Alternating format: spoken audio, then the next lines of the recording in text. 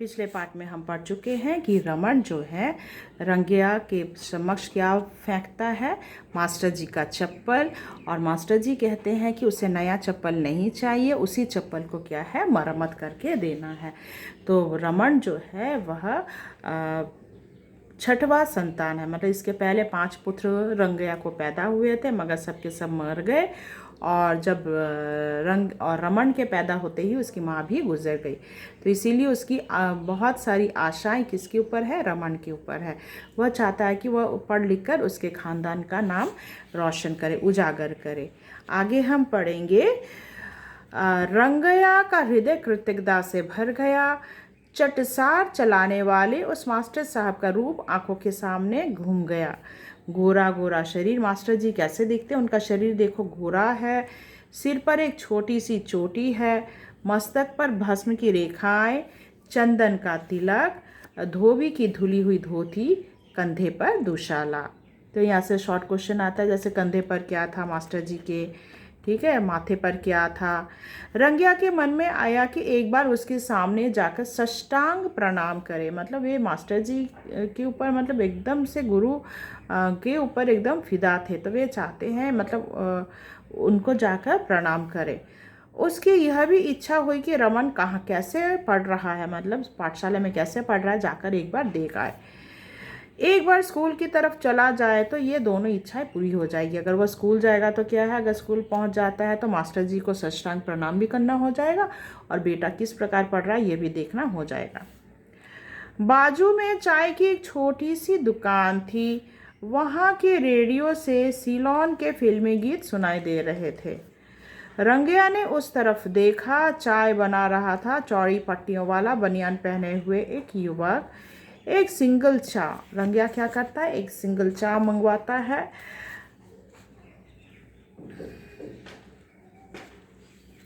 रंगिया ने उसकी तरफ देखकर कहा। चाय के आने तक वह छोटा मोटा काम करता रहा और उससे 1 रुपया मिल गया। छोटे मोटे काम करके 1 रुपया मिल गया।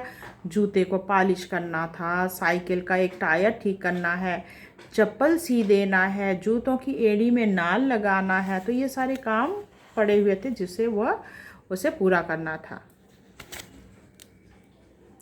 5 मिनट तक बड़े आराम से बैठकर वह रुक रुक कर चाय पीता रहा, तो धीरे धीरे चाय पीता रहा। फिर इस गिलास में 7 पैसे डाल दिए। तो चाय के कितने पैसे हुए थे, 7 पैसे हुए थे।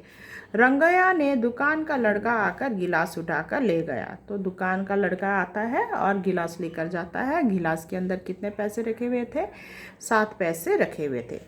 सब काम पूरा करने में रंगिया को आधे घंटे से अधिक हो गया। तो आधे घंटे में ये सब जो छोटे मोटे काम थे उसको पूरा करता है। उसके बाद मास्टर साहब के चप्पल हाथ में लेता है, मतलब अब क्या है, वो मास्टर जी का चप्पल लेता है, उसमें वक्त लगेगा। वे चप्पल थे तो बहुत ही मामूली, उनमें कोई खासियत नहीं थी, मगर रंगिया को बड़े महामान्वित से लगे, एकदम परम पवित्र। तो वो चप्पल उन्हें एकदम पवित्र लग रहा था। उन्हें आंखों से लगाया, हाँ इनको ठीक कर दूंगा, तो चप्पलों को मैं ठीक करूंगा, ऐसा करूंगा कि मास्टर साहब याद रखें। मैं इस चप्पल को ऐसा बना कर दूंगा कि मास्टर जी जो है वह ज़िंदगी भर क्या करेंगे, इसको याद रखेंगे, बिल्कुल नया चप्पल बना दूंगा। तो रंगिया क्या कहता है, मास्टर जी का जो चप्पल है उसे मैं बिल्कुल नया बना दूंगा। रंगिया ने सोचा।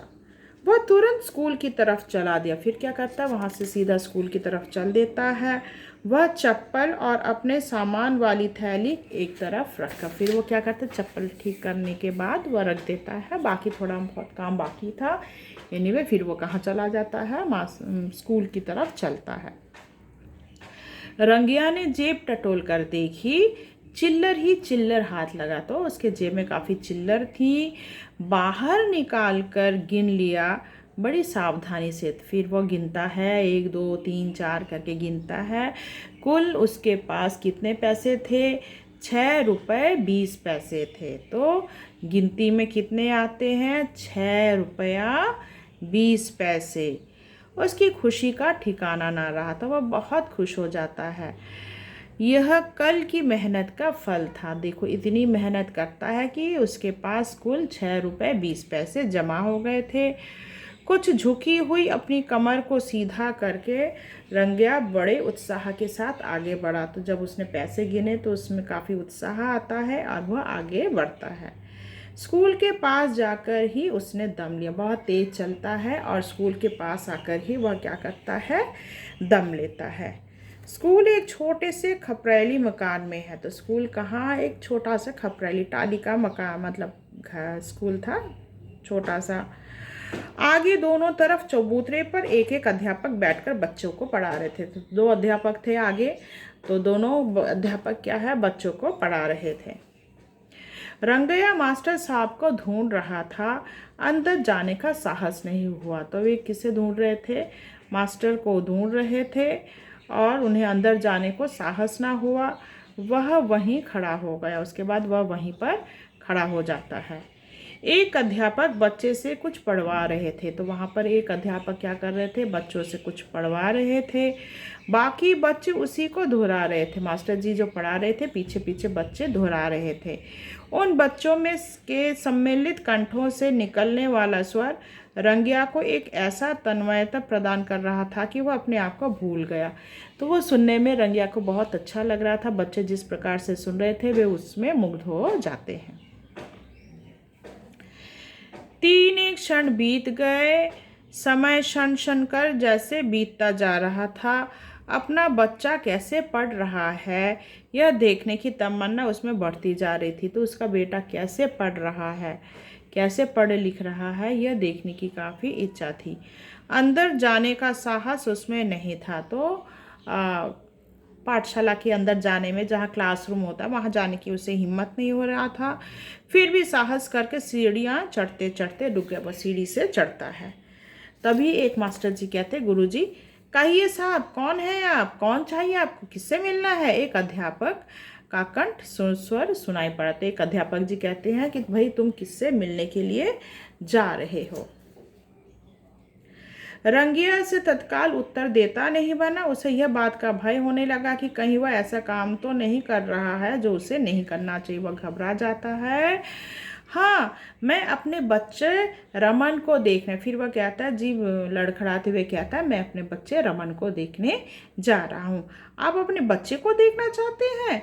हाँ, वह किस दर्जे में पढ़ रहा है, कौन से क्लास में पढ़ता है? जी पहली। तो रमन किस क्लास में पढ़ता है अभी? पहले दर्जे में पढ़ता है। तो आप सीधे अंदर चले जाइए। तो गुरुजी क्या कहते हैं, सीधा अंदर चले जाइए। बरामदे में है वह क्लास। तो क्लास 1 कहाँ पर है? बरामदे में है, अध्यापक ने कहा। तो अध्यापक क्या कहते हैं, आपका बेटा वहाँ बैठा हुआ है, बरामदे में पढ़ रहा है, वहीं पर चले जाइए। रंगिया ने ऐसा महसूस किया जैसे कि वह बड़ी विपत्ति से बाहर निकलकर आ रहा हो। उसने देखा बरामदे में कुछ बच्चे बैठे बैठे 12 खड़ी याद कर रहे। बच्चे क्या याद कर रहे थे? 12 खड़ी यानी 12 का टेबल याद कर रहे थे। और उनके साथ रमन भी बैठा हुआ था। तो रमन भी उनके साथ बैठे क्या कर रहा था? 12 खड़ी याद कर रहा था। आशा करती हूँ यहाँ तक आपको समझ में आया होगा। बाकी मैं आपको नेक्स्ट पार्ट में समझाऊंगी। धन्यवाद।